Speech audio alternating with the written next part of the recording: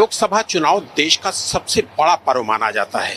जैसे ही चुनाव आते हैं, गली मोहल्ले चौक चौराहे हर जगह इसकी चर्चा शुरू हो जाती है।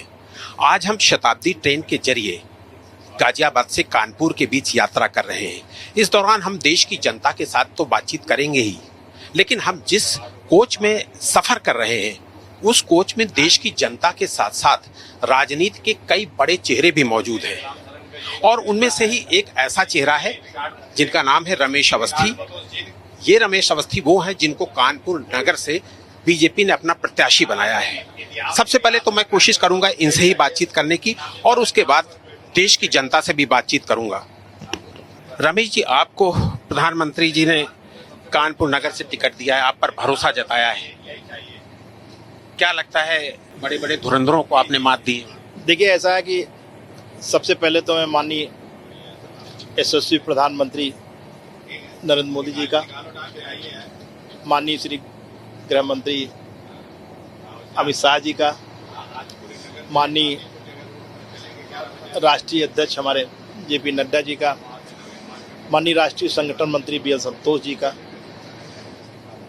माननीय मुख्यमंत्री योगी आदित्यनाथ जी का, सभी लोगों का मैं बहुत बहुत आभार व्यक्त करता हूं और धन्यवाद देना चाहता हूं कि मुझ जैसे एक छोटे से भारतीय जनता पार्टी के कार्यकर्ता को उन्होंने कानपुर जैसी एक बड़ी लोकसभा का टिकट दिया, उसकी जिम्मेदारी दी।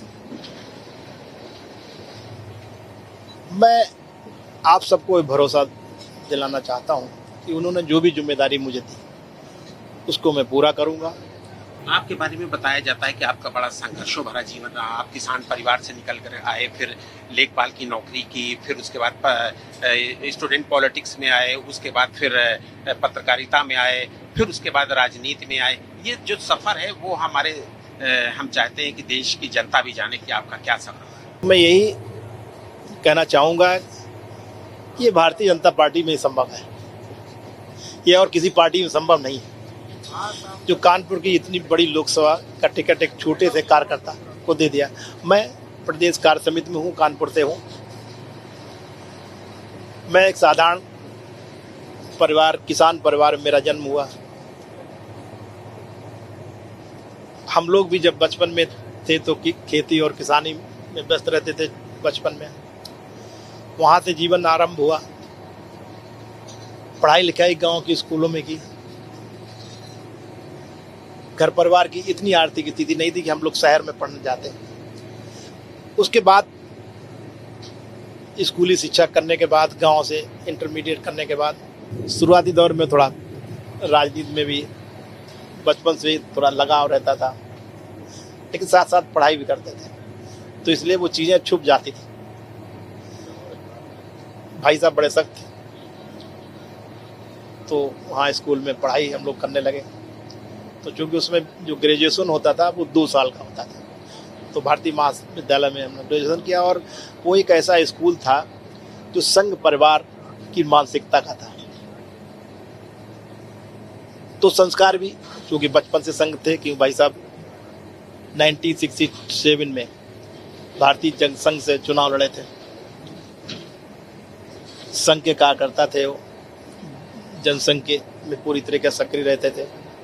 क्योंकि उसमें कांग्रेस सत्ता में थी और आप जानते हैं कि उस समय जिस तरीके से जो वोटिंग का ट्रेंड हुआ करता था, भाई साहब की बड़ी लोकप्रियता होने के बाद भी तमाम जगह जो उनका सिस्टम बूथ कैप्चरिंग का हुआ करता था, तमाम लोगों ने करके और चुनाव वो हार गए।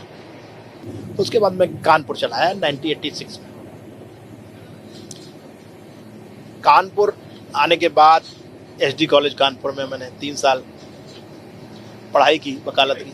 उसी दौरान मैं छात्र राजनीति से जुड़ा।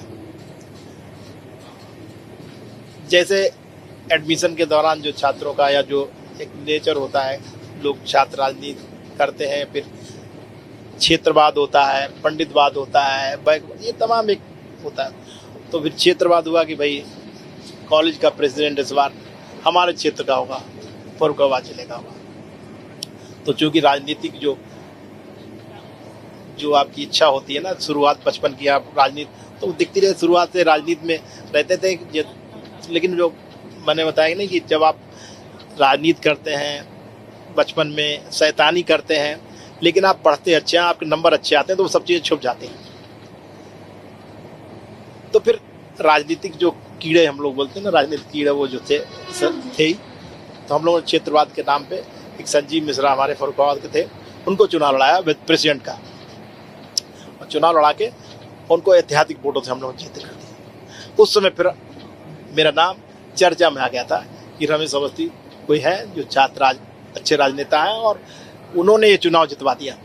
जीवन में मैं आपको बता दूं आलोक जी, मेरी शुरुआत से बचपन से ही, जब मैं गांव था तो एक महीने में हमारे और लड़के साथी सब किसी दिन के बहाने अपने ज़िले में आते थे, और ज़िले में आते थे कि मुझे किताबें खरीदनी है, मुझे नोट्स लेने किसी से, रिश्तेदारी में जाना है, एक बहाना होता था। उस बहाने हम लोग बस से चले आते थे, और फिर क्या करते थे, पिक्चर देखते थे। तो पिक्चर उसमें चल का जो टिकट होता था वो सेकंड क्लास, फर्स्ट क्लास और बालकनी, 3 का होता था। सेकंड क्लास बिल्कुल आगे होता था, फर्स्ट क्लास होता था, फिर ऊपर बालकनी हुआ करती थी। तो सब लोग आके अपना पैसे कम होते थे तो आगे वाला टिकट लेके सस्ते में टिकट देते थे। तो मैं कभी नहीं देखता था, मैं 2 महीने में एक बार देखता था, क्योंकि पैसे उतने नहीं होते थे। तो 1-2 महीने के पैसे कलेक्शन करके मैं हमेशा बालकनी में टिकट देखता, बालकनी में पिक्चर देखता।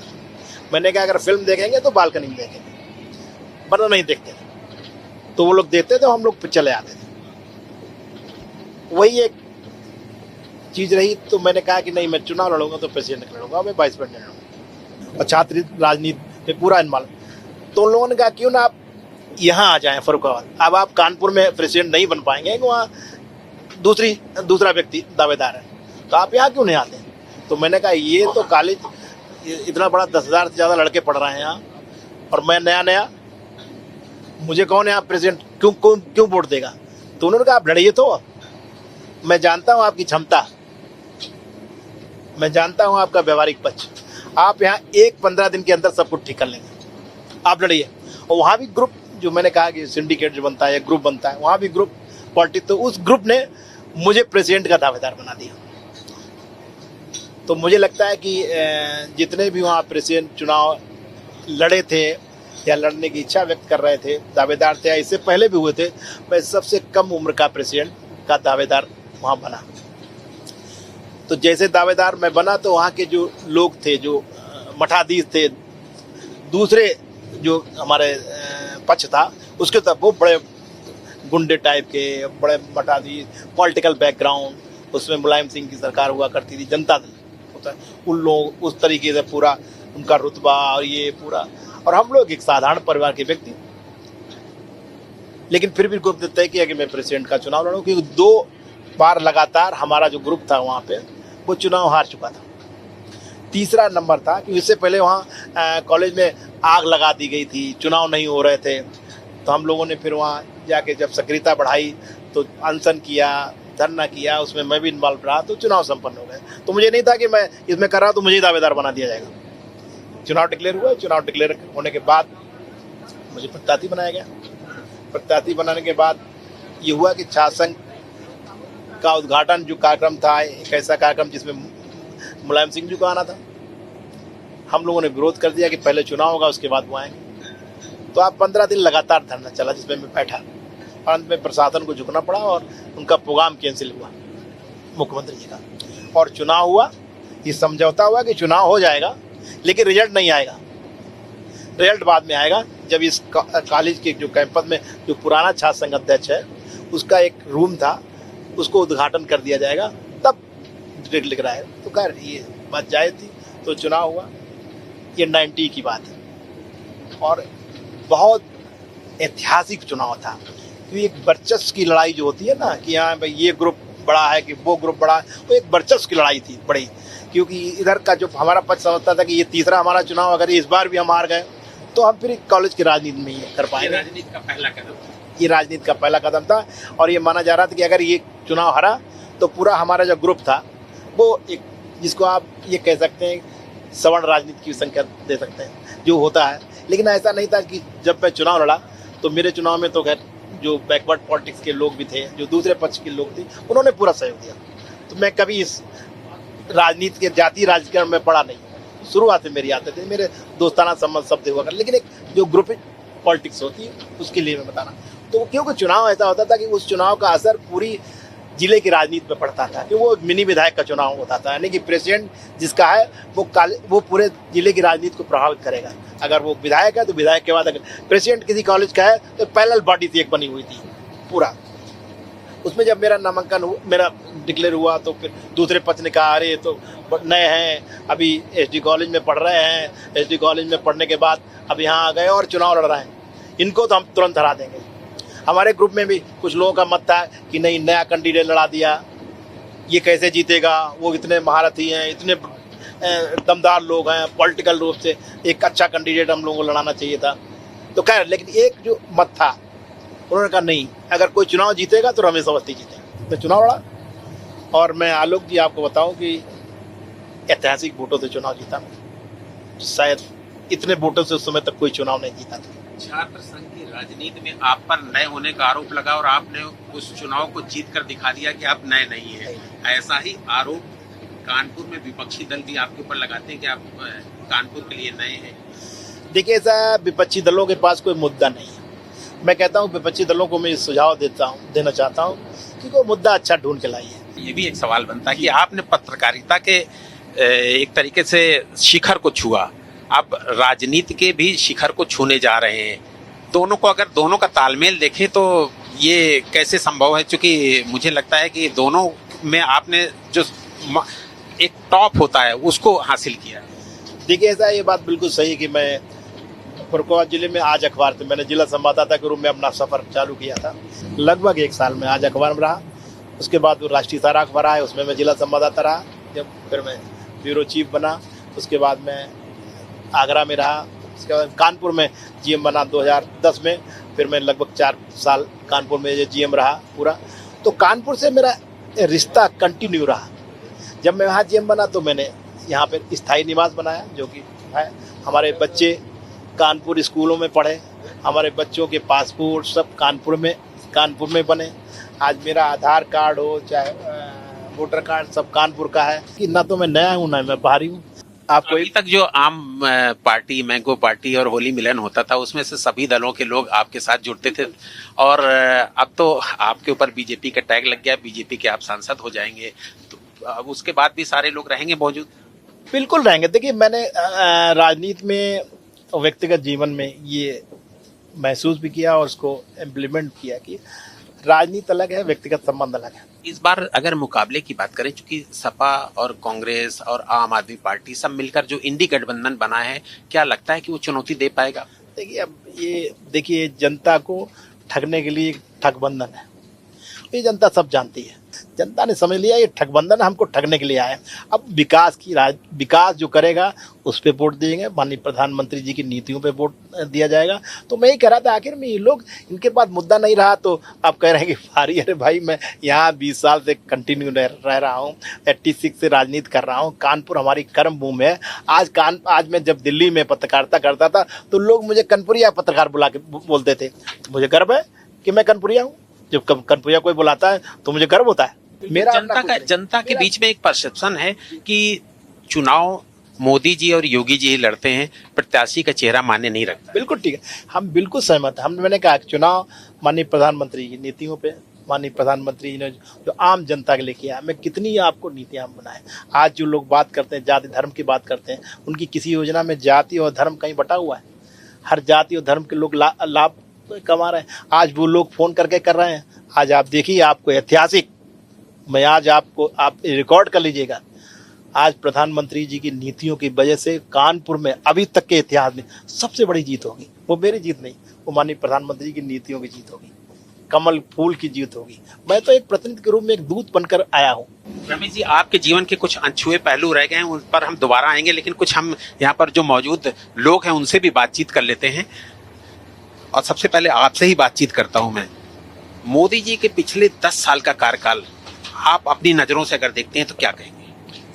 मोदी जी के ये कार्यकाल में जो हिंदुस्तान ने अंतर्राष्ट्रीय स्तर पर इसकी साख स्थापित की है वो अद्वितीय है। कोरोना काल में हमारे देश ने जो भी अपने देश की तो सुरक्षा की कि अंतर्राष्ट्रीय स्तर पर सैकड़ों 120 देशों में हमने वैक्सीन का निर्यात करके जो देश के प्राण प्रतिष्ठा बचाई, तो हम अपने को विकसित देश कहने वाले लोग भी कतई जो है मतलब अपने कि जो इसमें नरसंहार हुआ, इस महामारी से जो नुकसान हुआ उसको बचा नहीं सके, लेकिन हिंदुस्तान के हमारे नेतृत्व ने और उनकी दृढ़ इच्छा शक्ति से और जनता के सहयोग से वो कीर्तिमान स्थापित किया है, जिसके लिए विश्व हमेशा के लिए माननीय मोदी जी का और हिंदुस्तान का ऋणी रहेगा। डबल इंजन की सरकार कितना कारगर साबित हो रही थी?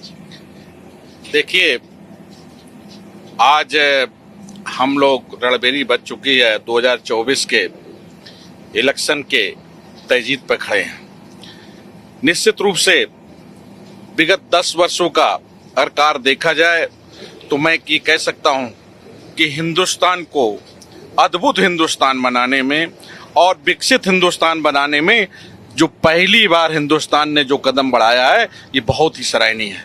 माननीय मोदी जी जो विश्व के आज की डेट में सबसे बड़े नेता हैं, जो उनकी कार्यकुशलता रही है, जो उनकी दृढ़ इच्छा शक्ति रही है और जिस तरह से उन्होंने शासन को और देश को आगे बढ़ाया है, ये अद्वितीय है। आज देश हिंदुस्तान बदल रहा है। देश का मोदी और प्रदेश का योगी उत्तर प्रदेश उत्तम प्रदेश बनने की कगार पर खड़ा हुआ है। अब की बार 400 पार हो रहा है। निश्चित रूप से एक बार फिर हम लोग रमेश जी के पास जाएंगे और रमेश जी से भी बातचीत करेंगे। रमेश जी, आपको ऐसे स्थान, ऐसे नगर से टिकट दिया गया है जिसे कभी मैनचेस्टर कहा जा सकता है, एशिया का मैनचेस्टर। वहां पर लाल इमली, एल्गिन मिल, इतनी सारी मिलें थी जहां पर 5 लाख लोग रोजी रोजगार से जुड़े होते थे। आज वो सारी मिलें बंद हो गई हैं, लोग बेरोजगार हैं। अब आपको चूंकि प्रधानमंत्री नरेंद्र मोदी ने मौका दिया है, तो सांसद चुनने के बाद आप इन सब परेशानियों को लेकर कितना गंभीर हुए? देखिए, मैंने कहा कि आपको जिस तरीके से प्रधानमंत्री जी का जो विजन है विकसित भारत, उसी विजन को हम आगे बढ़ाते हुए विकसित कानपुर का हमने नारा दिया है। विकसित कानपुर के रूप में हम लोग एक टोल फ्री नंबर भी जारी करेंगे जल्दी ही। साथ में जो भी लोग विकसित भारत को अटैक करते हैं, विकसित भारत अटैक करते हैं, मैं चाह रहा हूँ उस विकसित कानपुर को भी, विकसित भारत के साथ विकसित कानपुर को भी अटैक करें। तो ये इसके एक मेरा एक मिशन है, मेरा एक सपना है कानपुर को एक ऐसा शहर बनाने के लिए जो जिसका नाम पहले पूरी देश और दुनिया में था। जब अंग्रेजों का शासन था तो मैनचेस्टर कहा जाता था। उसके बाद जैसा कि आपने कहा कि आज निश्चित रूप से सभी मिले, सभी रोजगार बंद हो चुके हैं। हमारा पहली प्राथमिकता है कि यहाँ रोजगार देना, उसके लिए क्या क्या साधन करने पड़ेंगे, जो बंद मिले हैं उनके लिए क्या क्या योजना है, ये सब अब कोई सांसद नहीं करेगा, अब जनता करेगी।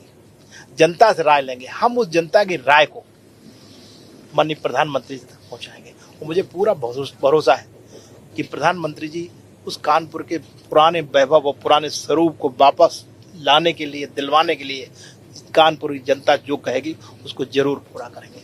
कानपुर नगर गणेश शंकर विद्यार्थी के नाम से भी जाना जाता है और पत्रकारिता जगत के सबसे बड़े स्तंभ माने जाते हैं। एक उनकी ही धरती से एक पत्रकार को मौका मिला है, आप कैसा सोचते? मुझे बड़ी गर्व की अनुभूति हो रही है कि जो गणेश शंकर विद्यार्थी हमारे आदर्श हुआ करते थे, आज भी मैं उनको आदर्श मानता हूँ। माननीय अटल बिहारी वाजपेयी जी कानपुर आते थे तो गणेश शंकर विद्यार्थी की बात करते थे। पूरा कानपुर नहीं, पूरे देश और दुनिया के पत्रकार गणेश शंकर विद्यार्थी को आदर्श मानते हैं, उनकी बातें करते हैं, उनके बारे में चर्चाएं होती हैं। उस कानपुर नगर से मैं एक पत्रकार के नाते, पत्रकार मैं राजनीति भी करता था, साथ में पत्रकारिता थी, पत्रकारिता के साथ मैंने राजनीति का एक सामंजस्य बना के रखा। आज मुझे वहाँ से अगर प्रधानमंत्री जी ने जिम्मेदारी दी है तो निश्चित रूप से उनका धन्यवाद देना चाहता हूँ, और धन्यवाद देने के लिए मेरे पास शब्द भी नहीं है, हकीकत बात है। रमेश जी, आपके एक दो और भी अनछुए पहलू हैं, उनसे भी बातचीत करेंगे, लेकिन हम जनता से भी, देश की जनता से भी बातचीत कर लेते हैं। इस बार अब चूंकि लोकसभा चुनाव आ गया है, क्या आपके दिमाग में चल रहा है किसको आधार बनाकर अपना वोट डालेंगे? हम देश की अर्थव्यवस्था को और देश के में जो तरक्की दिख रही है उसको आधार बना के वोट डालेंगे। इस बार 2 गठबंधन, एनडीए गठबंधन और इंडी गठबंधन, 2 आमने सामने हैं। आप एक आम आदमी की नजर से देखें तो कौन भारी पड़ रहा है? इसमें दो मत नहीं है कि पिछली बार जो चुनाव हुआ था उसमें भारतीय जनता पार्टी को काफी प्रदेशों में 50% से ज्यादा मत मिले थे और इंडिया गठबंधन जब शुरू में बना तो एक लगा कि एक मजबूत गठबंधन इंडिया गठबंधन बनेगा, लेकिन धीरे धीरे करके उनका कुनबा टूटता चला गया और एनडीए में लोग जुड़ते चले गए और इसलिए आज की डेट में जो इंडिया गठबंधन है वो बिखरता हुआ दिख रहा है। इस कारण एनडीए मजबूत है। बिल्कुल, लेकिन एक सवाल जो बहुत खास सवाल था वो रह गया था रमेश जी के साथ, वो सवाल कर लेते हैं।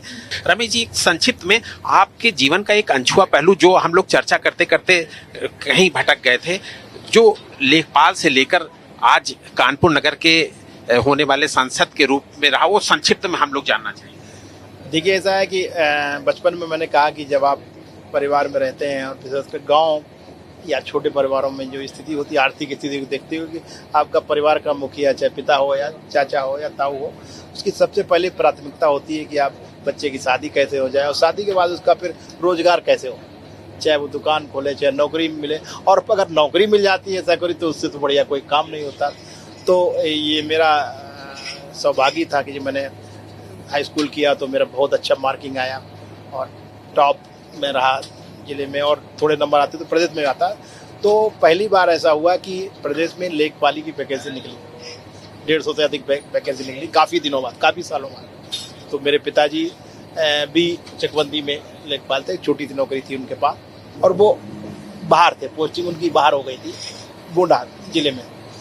तो फिर उनका फ़ोन आया कि घर पे कि इनको फार्म भराई है जबरदस्ती। तो मेरे परिवार को लगाया गया, जो गार्जियन और थे, और मेरा फार्म भराया गया और फिर खुद भी आ गए वो, और फार्म भरा के, चूँकि उसमें एक मेरिट का जो आधार होता था, चयन का आधार मेरिट होती थी कि मेरिट हाई स्कूल में जितने नंबर हैं वो पूरे जोड़े जाएंगे, इंटर में जो नंबर हैं वो इतने जोड़े जाएंगे, बीए में इतने जोड़े जाएंगे। तो हाई स्कूल में मेरा इतना मार्किंग था कि जब वो फार्म के बाद जब स्क्रूटनिंग हुई और पूरा उसका जो रिजल्ट आया तो मेरा नंबर 2 या शायद नंबर 3 था पूरे प्रदेश में चयन प्रक्रिया में, कि मेरा हाई मार्किंग था बहुत ज़्यादा। तो मुझे ध्यान नहीं है कि 2 नंबर था 3 था, लेकिन हाई मार्किंग में था काफ़ी। उसी के आधार पर मेरा चयन हो गया। तो मैं अंदर से नहीं चाहता था, लेकिन प्रेशर था परिवार का कि नौकरी हो, वो भी सरकारी मिल रही है, तो इससे बड़ी उनके लिए तो बड़ी उपलब्धि थी। तो अब एक अंदर से ना चाहते हुए मुझे फिर वो ट्रेनिंग होती थी 1 साल की, तो मुझे ये भी एक, मैंने कहा कि ट्रेनिंग होगी तो ट्रेनिंग फतेहपुर होती थी उस समय मोस्टली। हमने फतेहपुर होगी, मैं मना कर दूंगा, मैं नहीं जाऊंगा। बाय डिफ़ॉल्ट क्या हुआ कि वो ट्रेनिंग जो आदेश आए, वो पहली बार ये आदेश आ गया कि ट्रेनिंग इस बार फर्रुखाबाद में होगी। 150 लड़कों की लेखपालों की ट्रेनिंग फर्रुखाबाद में होगी, 150 से अधिक लड़के, 160 करीब लड़के, उनकी ट्रेनिंग सेंटर फर्रुखाबाद हो गया। अब ये हुआ कि जब फर्रुखाबाद हो गया तो फिर परिवार का दबाव, आप ट्रेनिंग करिए, अब जाइए। खैर मैं उसमें कॉलेज में भी पढ़ता था, तो मैं मजबूरी थी, दबाव था, तो मैं ट्रेनिंग भी करने लगा। तो कभी कभी जाता था, कभी कभी नहीं जाता था, लेकिन ये था कि जाता था। खैर परीक्षा हुई, उसमें पास हो गया। पास होने के बाद क्या हुआ, लेकिन उस समय तक जब चूँकि रिजल्ट जो है लेट आया, उस बीच में छात्र राजनीति और ये सब चीज़ों में मैं पूरी तरीके से इन्वॉल्व हो गया था। और जब रिजल्ट आया, दूसरी साल मुझे लगता रिजल्ट आया था, तो उस समय तक मैं 32 साल डिग्री कॉलेज का प्रत्याशी भी अपने जो ग्रुप होता है उसके द्वारा बना दिया गया था। और जब रिजल्ट आया तो बाई डिफ़ॉल्ट देखिए, एक वो इंसिडेंट देखिए कि मेरा नामांकन था उस दिन सुबह 11 बजे, 11 साढ़े 11 बजे, और ठीक 11 बजे ही मेरा अपॉइंटमेंट लेटर मेरे घर में आ गया, डाकिया लेके आ गया। तो मैंने कहा अगर पिताजी को पता लग गया तो कहेंगे छोड़िए, पहले ज्वाइन करिए जाके, बस नेतारी खत्म, कोई मतलब नहीं नेता के लिए। तो मैं बड़ा असमंजस, तो मैंने सोचा कि जीवन में कभी कभी निर्णय लेने पड़ते हैं। मैं बताऊं आपको, फिर उसके बाद मैंने क्या एकदम डिसीजन लेना है। मैं गया, मैंने गैस जलाई अपने किचन में और वो अपॉइंटमेंट लेटर जला दी। मैंने कहा इसका कोई भी सबूत रहेगा तो फिर मुझे पिताजी नहीं छोड़ेंगे, फिर वो कहेंगे ज्वाइन करो। उसके बाद क्या हुआ, मैं कॉलेज नामांकन गया, नामांकन चुनाव लड़ा, चुनाव में भारी बहुमत से मैं जीता। आज की राजनीति अगर देखा जाए तो ज़्यादातर लोग ग्लैमर से प्रभावित होकर आते हैं। अरे मैं विधायक बन जाऊंगा, एमपी बन जाऊंगा, मेरे पास थाना अध्यक्ष आएगा, मेरे पास एसडीएम आएगा, तो ग्लैमर का ज़्यादा है। कुछ लोग आर्थिक पहलू भी होता है कि मैं राजनीति में ये कमा लूंगा, तो ये दुर्भाग्यपूर्ण है। हम लोग को राजनीति में बहुत सारी बातें की हम लोगों ने, लेकिन आज अभी 2-4 सवाल आपकी निजी जिंदगी से भी जुड़े करते हैं। कभी चूंकि आप पत्रकारिता में अलग अलग शहरों पे काम करते रहे, छात्र जीवन में भी अलग अलग शहरों में रहे, कभी कुछ खाना बनाने का शौक कभी कुछ रहा आपका? देखिए, खाना बनाने का तो कोई शौक नहीं रहा। जब मैं एसडी कॉलेज में पढ़ता था तब चूँकि हॉस्टल लाइफ थी और जो मेस था वो कभी कभी संडे को बंद हो जाया करता था, तो अपने आप खिचड़ी बना लेते थे और खिचड़ी खूब खाते थे। कभी कभी सब्जी पराठा बनाते थे कि मैं खाना नहीं बना पाता था। फिल्में देखने का शौक रहा कभी? फिल्में तो मैं देखता था, मैंने आपको बताया 2 महीने में एक फिल्म करता। अब चूँकि व्यस्त जिंदगी हो गई है इसलिए नहीं देख पाता हूँ, लेकिन हाँ, कोई ऐसी फिल्म याद जो आज भी आपकी यादों में बसी हुई हो? ऐसी फिल्म अभी एक मदर इंडिया फिल्म थी जो मैंने देखी थी, वो मुझे काफ़ी प्रभावित किया उसने। गाना ना सुनने का शौक रहा कभी आपको? गाना कभी कभी मुकेश के सुन लिया करते हैं, पुराने गीत। पुराने में, नए गानों में मुझे कोई इंटरेस्ट नहीं रहता, मैं सुनता भी नहीं। गाने का भी शौक रहा कभी? नहीं, मैं गा नहीं पाता था, बस प्रयास करता था 2-1 बार, लेकिन इतना गला अच्छा नहीं था कि लोग सुने, तो मैंने कभी फिर ज़्यादा प्रयास नहीं किया। इच्छा जरूर रहती थी कि गाएं, गुनगुना लेता था कभी कभी। तो मैं तो बाथरूम सिंगर रहे आप? बाथरूम सिंगर रहे, बिल्कुल बाथरूम सिंगर रहे, चाहते हुए भी नहीं। कभी कभी आप चाहते बहुत है लेकिन आप कर नहीं पाते। किताबें पढ़ने का शौक रहा कभी आप? किताबें पढ़ते हैं, मैं शेक्सपियर को मैंने बहुत पढ़ा है, मर्चेंट ऑफ वेनिस ड्रामा मैंने बड़ा मेरा प्रिय रहा है। किताबें मैं पढ़ता था काफ़ी, जब समय मिलता है, किताब है, मैगजीन है, मैं पढ़ता था। नोवेल कभी कभी पढ़ता था, लेकिन नोवेल पढ़ने का मुझे बड़ा शौक था। तमाम धुरंधरों को दरकिनार कर जिन रमेश अवस्थी पर मोदी योगी ने भरोसा जताया है, उनके तमाम राजनीतिक जीवन से जुड़ी बातों को हमने जानने की कोशिश की, उनके निजी जीवन से जुड़ी हुई तमाम बातों को जानने की कोशिश की, देश की जनता का मिजाज जाना, और ये सफर हमारा यूं ही चलता रहेगा। TV 27 न्यूज के लिए कैमरामैन अरविंद रावत के साथ आलोक द्विवेदी।